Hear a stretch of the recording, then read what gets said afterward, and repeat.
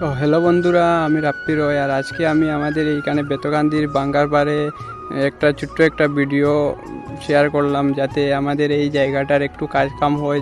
এই যে কি অবস্থা, রাস্তা এখন এত ধুলাবালু, নদীর বাঙ্গার দিকে কোনো কাম কাজ হয় না।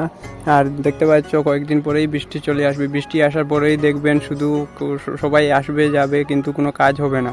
তো যাই হোক, এখানের জায়গাটা অনেকে জানে, এই বেতকান্দির বাঁধের বিষয় নিয়ে সবই জানে কি অবস্থা। শিলচর টাউনের এই ক্ষয়ক্ষতি বেশিরভাগ হয়, আমরার তো ক্ষয়ক্ষতি হয়, যাই হোক, কিন্তু টাউনেরই সবার ক্ষয়ক্ষতি হয়। কিন্তু এই জায়গাটা নিয়ে কেউ প্রোটেস্ট করে না, কারণ এখন যে সময় এই সময় কাজ করার সময়।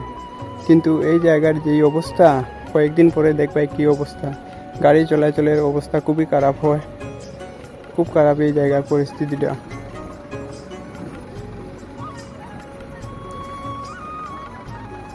কি ধুলাবালু, ওখানের দিনে ধুলাবালু, কয়েকদিন পরে দেখবেন বৃষ্টি এত প্যাক হবে।